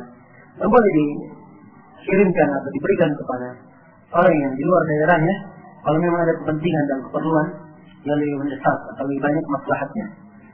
Ya. Nah, kalau mereka telah taat kepada dalam hal ini, Nabi ingatkan hati-hati kalian wa kara'im amwalihim, dari harta mereka yang mulia. Dan disebutkan di sini puasa ya, jadi disebutkan pula apa? Haji. Ya, bukan artinya dia tidak wajib, tapi demikianlah Rasulullah. Ya, sebab dakwah itu bertahap. Karena ini dulu yang ditekankan. Nanti datang lagi hati yang lainnya. Nah, kemudian diingatkan hati-hati kalian dari kara'im amwalihim. Ya, kara'im itu artinya adalah harta mereka yang dimuliakan di sisi mereka. Ya. Harta yang sangat berharga. Jadi dalam pembahasan zakat dilihat dari jenis harta yang diambil, harta yang berada di pertengahan. Kalau misalnya ontanya ada 3 jenis, ada yang sangat bagus, ada yang sedang, dan ada yang jelek, maka diambil yang sedang. Diambil yang sedang untuk dikeluarkan. Ya, jangan dia menyentuh apa yang dicintai dan sangat dihormati oleh mereka. Ini dalam masalah pemungkutan zakat. Kemudian Nabi berkata, "Wattaqi da'watal mazlum." Hati-hati kamu dari doanya orang yang zalim. Hati-hati dari doa orang yang zalim. Menunjukkan bahaya perbuatan kezaliman. Ya. Menunjukkan bahaya orang-orang yang berbuat zalim. Ini diterangkan bagaimana doa orang yang zalim ini. Tidak ada antara Allah hijab. Tidak ada perantara. Dan sini orang yang dizalimi berlaku mutlak seluruhnya, kafir maupun muslim. Dia apabila dizalimi, maka doanya tidak ada antara dia antara Allah seorang perantara pun. Nah, bukan kalau orang kafir juga dikabulkan doanya?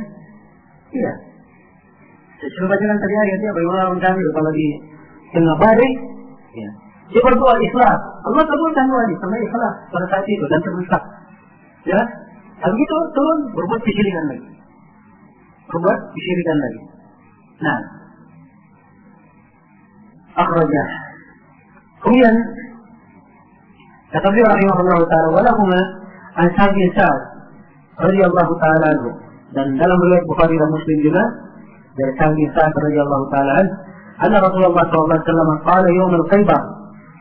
Rasulullah sallallahu alaihi wasallam bersabda, yawm al-Khaybar لأعطين الراية غدا رجلا يحب الله ورسوله ويحبه الله ورسوله يفتح الله على يديه. Jadi di perang Khaybar Nabi berkata kepada para sahabat, sungguh saya akan memberikan bendera. Nah, bendera di sini maksudnya sebagai tanda bahwa dia adalah memimpin perang. Dia memimpin perang. Ya. Gadan, rajulan, saya akan berikan bendera ini besok kepada seorang lelaki. Yuhibbu Allah wa Rasulah, dia cinta kepada Allah dan Rasulnya. Wa yuhibbu Allah wa Rasulah, dan Allah dan Rasulnya juga cinta kepadanya. Jadi kemudian orang ini, keutamaannya, dia cinta Allah dan Rasulnya. Dan Allah dan Rasulnya juga cinta kepadanya. Subhanallah. Ya, dan dari kalimat Allah cinta kepadanya menunjukkan isbatul mahabbatillah, menetapkan bahwa Allah cinta kepada hamba-hambanya yang saat dan dekat kepadanya. Dan Allah cinta kepada wali-walinya. Ya. Yaftahu Allahu ala yadihi, Allah membukakan kemenangan nanti, ya, melalui tangannya. Wabadat nahli yadukuna lailatahum. Ya. Semua manusia malam itu tidur. Ya. Tidak hanya mereka tidur dalam malam itu, karena mereka sibuk membicarakan siapa yang akan diberi, ayyuhum yu'taha, siapa yang akan diberi. Sampai Umar bin Khattab radhiyallahu taala anhu, ya, beliau berkata, saya tidak pernah sama sekali mengharapkan diberi kepemimpinan, ya, kecuali pada malam itu. Ya. Sebab Nabi sebut orang ini cinta Allah dan Rasulnya, dan Allah Rasulnya cinta kepadanya. Jadi keutamaan ini didapatkan. Nah, falamma asbahu ghadaw ala Rasulillah. Maka begitu masuk di waktu pagi, mereka pun bersegera mendatangi Rasulullah. Kulluhum yarju an yu'taha, semua ingin untuk diberi. Bagiannya bagaimana hidup para sahabat radhiyallahu ta'ala anhum, sebagai mereka dalam mendidikan agama dan semangat mereka untuk meraih amalan-amalan salih. Ya. Ini bukan ria artinya, bukan ria. Ini dalam mereka ria. Maksudnya adalah jelas dari hadis, dia mendapatkan keutamaan ini. Ya. Dia cinta kepada Allah dan Rasulnya, orang yang dijamin Allah dan Rasulnya juga cinta kepadanya. Maka Nabi berkata, "Faqala aina Ali ibn Abi Thalib?" Nabi bertanya, di mana Ali bin Abi Thalib? Faqila huwa yashtaki ainai. Dikatakan kepada beliau bahwa Ali sedang mengeluhkan kedua matanya, maksudnya sedang sakit kedua matanya. Fa'arsalu ilaihi. Ya. Maka para sahabat pun mengirim orang untuk menjemput Ali, tentunya dengan perintah Nabi. Fa'utiya bihi, lalu didatangkan Ali bin Abi Thalib, fabaqata fi ainaihi. Maka Nabi meludah kepada kedua matanya, maksudnya diludahi di sini untuk diruqyah. Setelah ruqyah dibacakan dengan bacaan, kemudian diludahi kedua matanya. Nah, wada'a lahu, dan Nabi mendoakan untuknya. Fabarak, maka sembuhlah. Sa'allam yakun bihi wajah, seakan-akan tidak pernah ada penyakit sama sekali. Ini dari tanda kenabian Nabi Sallallahu Alaihi Wasallam.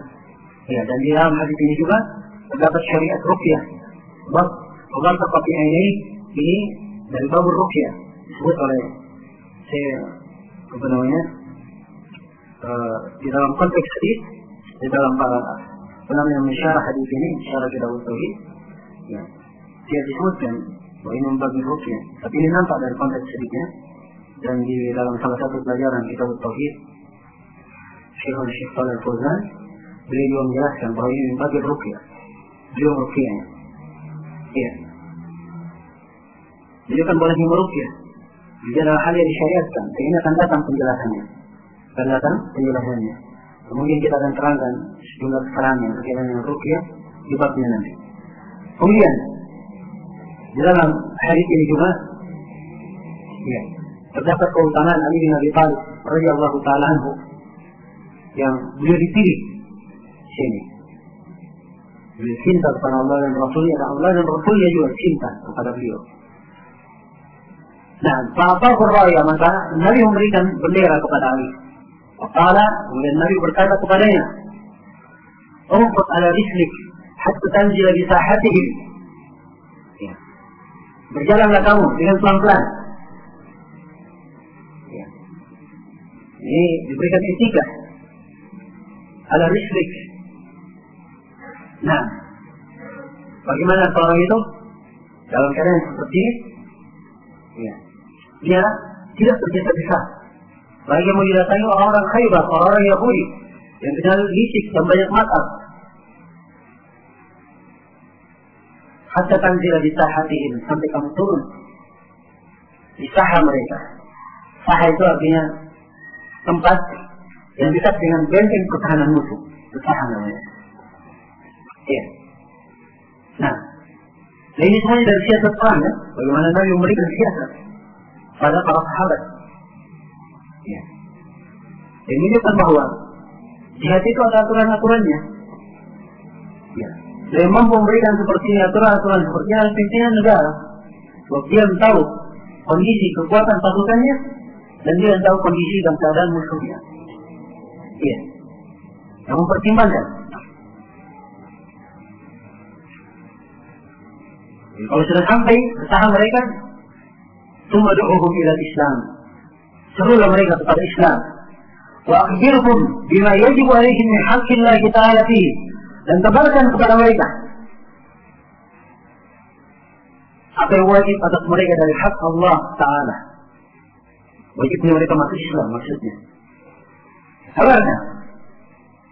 Ya, wajibnya mereka masuk Islam dan kabarkan apa yang wajib dalam Islam.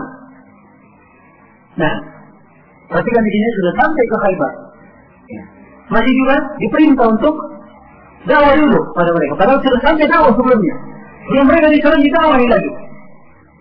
Ya. Sebelum mereka diserang didakwahi lagi. Dan ini peringatan bagi kelompok anak muda yang sering mengubarkan jihad. Ya. Jangan mendakwai orang-orang kafir. Dirinya saja belum didakwai dengan cara yang baik. Ya. Belum didakwai dengan cara yang baik. Yang mempelajari agama, mentauhidkan Allah dan Rasulnya, menghormati para ulama, ya, dan seterusnya. Dari hal-hal yang menyebabkan baiknya seseorang. Nah, dan bukan artinya kita meremehkan dari jihad itu. Jihad adalah ibadah yang sangat agung. Ya, apabila dilaksanakan pada tempatnya dan pada waktunya. Dan setiap dari kita berharap untuk melakukannya seperti apa yang disyariatkan. Ya. Sebab itu adalah bagian dari keimanan. Ya. Man mata wa lam yabzu wa lam yuhajjit nafsahu bih, mata ala syu'batin min an-nifaq. Siapa yang mati dan dia belum pernah berperang, berjihad, dan tidak pernah mencita-citakan pada diri untuk berjihad, maka dia mati di atas salah satu cabang dari cabang kemunafikan. Ya. Tapi jihad itu bukan semangat belaka, harus dibangun di atas dasar ilmu. Ketika harus dipimpin oleh seorang penguasa. Sebab kita adalah syarat penegakan jihad. Harus dipimpin oleh penguasa atau wilayah kekuasaan kaum muslimin, dan kaum muslimin punya kekuatan. Kemudian orang kafir yang diserang juga tepat. Sebab bukan semua kafir. Kafir itu ada 4 jenis. Tapi yang diperangi adalah kafir harbi. Ya. Kemudian setelah melalui proses ini, setelah ditawari. Ya. Kalau ditawari masih Islam tidak mau, suruh bayar jizyah, bayar upeti, tidak mau, maka baru diperangi. Nah, dia hal yang sangat jelas maknanya dan kandungannya dalam syariat. Mengajak manusia kepada hidayah, meninggikan kalimat Allah. Sangat jelas sekali kandungannya. Kemudian Allah berkata kepada Ali, "Wallahi la ayyahdi Allah bika rajulan wahidan khairun laka min humrin na'am." Demi Allah, ditekankan pernyataan ini dengan sumpah. Demi Allah, la ayyahdi Allah bika rajulan wahidan. Andai kata Allah memberi hidayah kepada seseorang disebabkan karena kamu, khairun laka min humrin na'am, maka itu lebih baik bagimu dari humrin na'am. Ya. Dari unta merah. An-na'am di sini dimaksudkan adalah unta. Dan humr di sukun mimnya jama dari ahmar. Ya. Kalau di dhamma mimnya itu jama dari hamir, jama dari keledai. Bukan keledai yang diinginkan ini, tapi unta yang berwarna merah. Ya. Unta yang warna merah ini harta yang sangat dibanggakan oleh orang-orang Arab. Ya. Bayangkan, tidak ada artinya dunia ini dibanding dengan apa? Orang mampu menjadi sebab orang lain dapat hidayah. Ya. Ini dari keutamaan berdakwah di atas jalan Allah Subhanahu wa Ta'ala. Bagaimana kita berbangga dan merasa nikmat dengan Islam, merasa nikmat dengan tauhid, berada di atas sunnah. Ya. Makanya juga kita cinta orang lain, manusia lainnya juga mendapatkan apa? Mendapatkan hidayah. Ini dari keutamaan berdakwah di atas jalan Allah Subhanahu wa Ta'ala. Dan banyak lagi ayat-ayat dan hadis-hadis yang menjelaskan keutamaan berdakwah di atas jalan Allah Subhanahu wa Ta'ala. Ya, sebenarnya terlalu banyak yang harus diterangkan di sini, tapi waktu nggak ada di kita. Kita baca dulu masailnya, kemudian kita tutup pertemuan untuk hari ini. Kita lanjutkan insyaallah Ta'ala pada esok hari. Kata beliau 3 masail, di dalamnya ada beberapa pembahasan. Al-ula, anna da'wata ila Allah tariqun man ittaba'a Rasulullah sallallahu alaihi wasallam. Pembahasan yang pertama bahwa berdakwah di jalan Allah itu adalah jalan orang-orang yang mengikuti Rasulullah sallallahu alaihi wasallam. Ya, ini adalah ciri pengikut Nabi, ciri khusus pengikut Nabi. Ya. Umat Nabi semuanya adalah umat. Tapi orang yang berdakwah di jalan Allah ini adalah ciri khusus menegakkan, menunjukkan bahwa dia betul-betul masuk dalam barisan khusus di tengah umat ini. Setelahnya pembahasan yang kedua, at-tanbih ala al-ikhlas. Ya. Terdapat di dalamnya tanbih untuk ikhlas dalam dakwah. Kenapa? Karena katsiran minan nas law da'a ila al-haqqi fa huwa yad'u ila nafsihi. Tetapi karena banyak dari manusia, kalau dia menyuruh kepada kebenaran, dia menyuruh kepada diri. Betul al-haq yang disuruhkan. Disuruhkan kepada agama yang benar. Ya, tapi hakikatnya dia menyuruh kepada dirinya sendiri. Maka ditambah di sini untuk ikhlas dalam ayat. As-salisa, pembahasan yang ketiga, al-basirah min al-fara'id. Menunjukkan bahwa basirah punya pengetahuan terhadap dakwah itu dari fariidah, dari hal yang wajib bagi seorang dai. Dai ini orang yang bertahu wajib mempunyai ilmu apa yang didakwakan. Orang yang wajib mengetahui keadaan orang yang didakwai. Dan seorang dai tahu bagaimana cara menyampaikan dakwah ini pada orang yang didakwakan. Harus belajar hikmah juga. Bukan hanya belajar ilmu, tapi tidak tahu bagaimana cara mengajak manusia.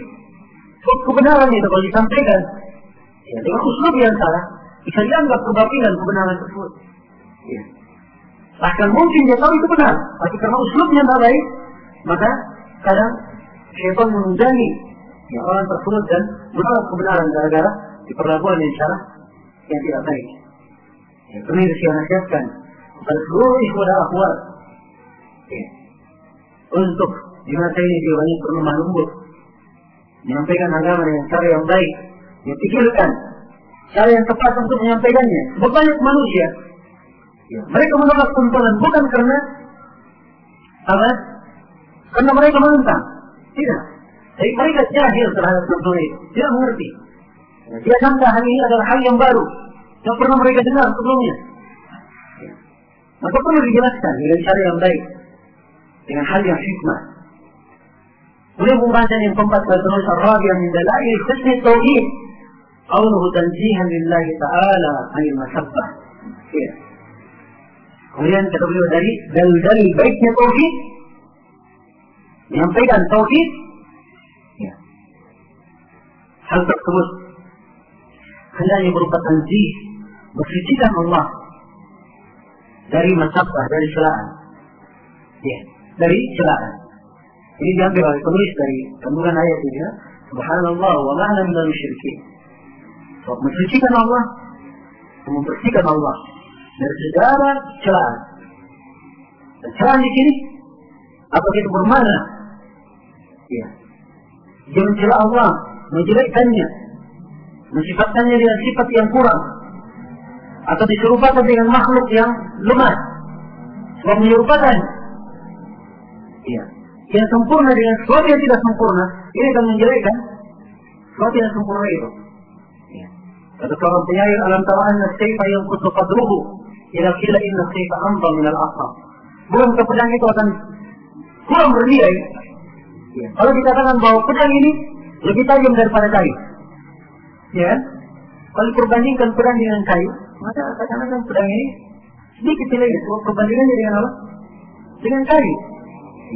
Maka memperbandingkan menyamakan Allah dengan makhluk ini adalah bentuk memberikan sifat kekurangan kepada Allah Subhanahu wa taala. Kemudian pembahasan yang kelima, anna min qubhi syirk qawluhu masabbata lillah. Sungguhnya dari kejelekan kesyirikan itu terdapat di dalamnya celaan terhadap Allah. Ini dari bahaya kesyirikan dan kejelekannya. Sebab orang yang berbuat syirik itu seakan-akan dia mencela Allah, menjelekkannya, dan mensifatkannya dengan sifat kekurangan. Kemudian tadi masalah yang pembahasan yang ke-6, wahiyya min ahammiha. Ini pembahasan yang terpentingnya, di antara yang terpentingnya. Ibadul muslim anil musyrikin, li'alla yasira minhum walau lam yusyrik.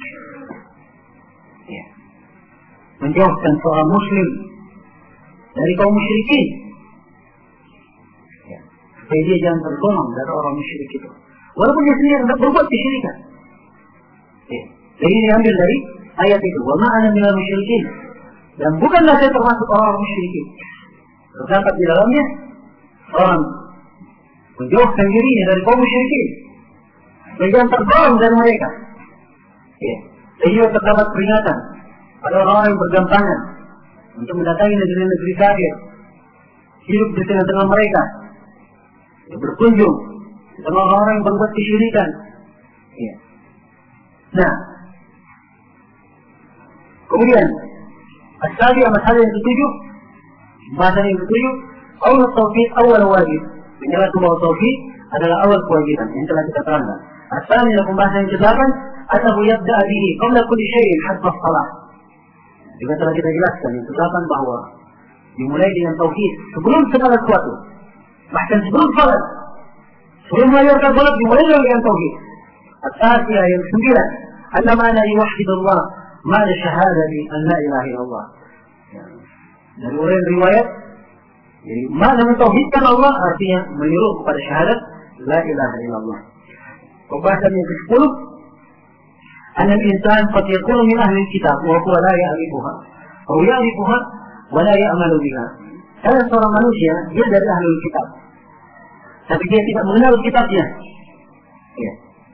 Atau dia mengenalnya tapi tidak beramal dengannya. Tidak beramal dengannya. Iya. Sebab dari sisi mana pendalilan penulis ini? Hendaknya awal kali yang mereka dakwakan adalah syahadat la ilaha illallah. Syahadat la ilaha illallah. Ya. Kalau mereka kenal kitab, sebenarnya di dalam kitab itu, ya, ada di dalam seluruh kitab untuk beribadah kepada Allah Subhanahu wa Ta'ala. Ya.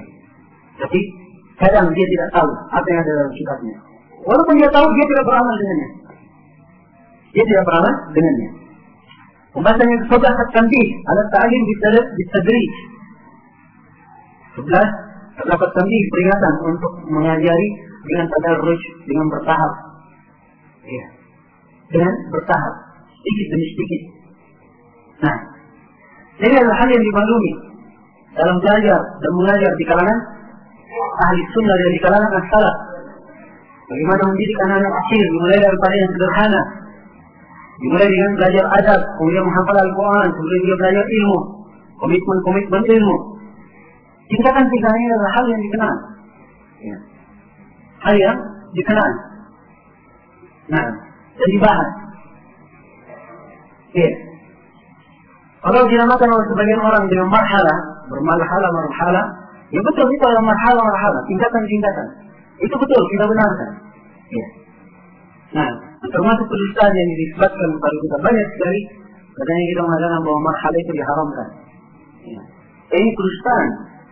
Dari orang mengatakannya. Yang kita ingkari dari bentuk marhalah yang ada pada sebagian orang, bertahap, bertingkat. Ya. Kalau di tingkatan ini, dia belum sampai ke sana pembahasannya. Di tingkatan tertentu, kalau ada pertemuannya, masuk ke dalam rumah, sendal-sendalnya juga diikutkan ke dalam sembunyi. Ya. Tidak boleh tahu. Ya. Kalau kita di marhalah ini, nah itu ada komitmen berkaitan dengan organisasi. Nah, ada baiatnya. Ya. Bagaimana cara tampil di dalamnya. Ya. Hal yang orang-orang baru belum boleh tahu. Belum boleh tahu.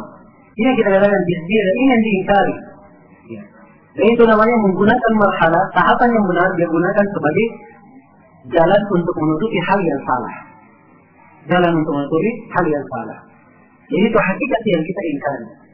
Nah, kemudian di dalam masalah yang ke-12, pembahasan yang ke-12 kalau tulis al-bada' bil aham kal aham. Terdapat dalam yang mulai dari yang paling penting, kemudian yang terpenting setelahnya. Ya, Salis Asyara. Dan 13, Maqriqus Zakat. Penjelasan tentang penyaluran zakat. Yang sudah terangkan tadi ya. Serahkan kepada orang fakir miskin. Itu salah satunya. Yang kedua dari 8 asnaf, 8 golongan diberi zakat. Ke-14, Kashful alim asyubahat anil mu'allim. Seorang alim menyingkap syubhat dari orang yang belajar. Ini dari tugas seorang alim. Dia memahamkan kepada muridnya kalau ada syubhat padanya.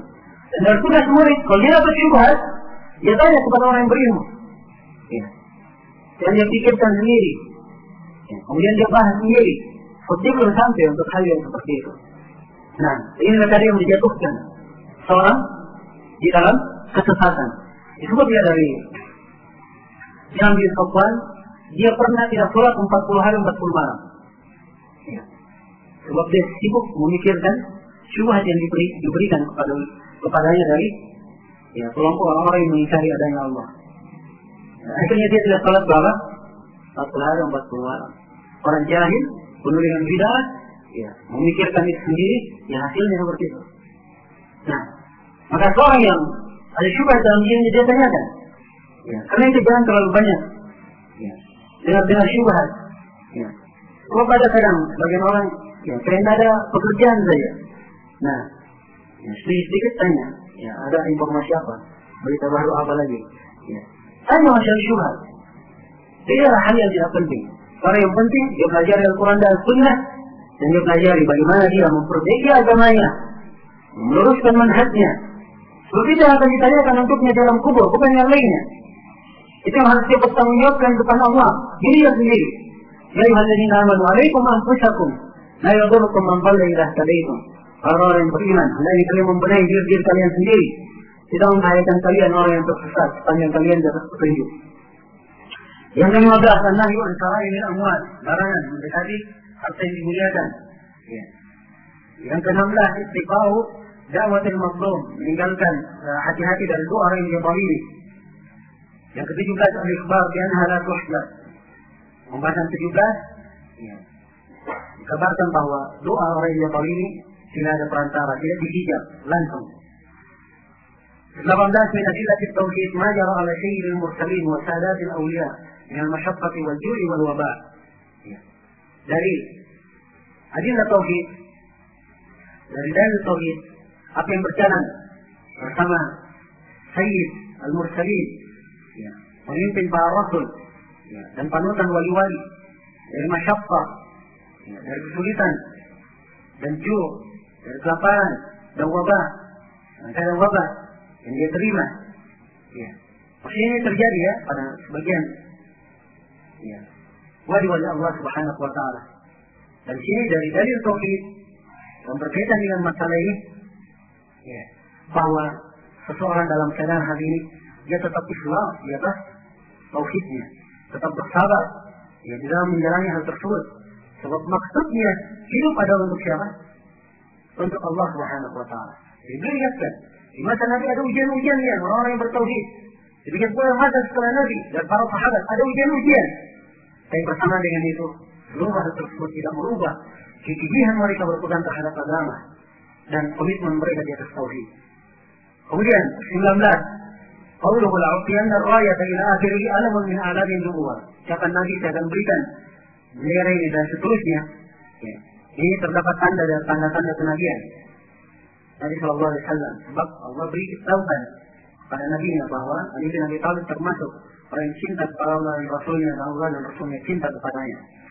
Al-Syurun yang ke-20, tasrufu fi ainihi alamun min alamiha ayuhan. Demikian pula Nabi memulai dua mata Ali, sehingga sungguh ini juga dari tanda kenabian Nabi Sallallahu Alaihi Wasallam. 21, fadilatu Ali radhiyallahu ta'ala anhu, terdapat keutamaan Ali. Nah, ini pembahasan yang luas ya. Keutamaan Ali bin Abi Thalib sangat banyak. Yang ke-22, fadlul sahaba fi dawkihim tilka al-lailata wa syukrihim an bisyarat al-fath. Ya. Terdapat keutamaan para sahabat, bagaimana semangat mereka.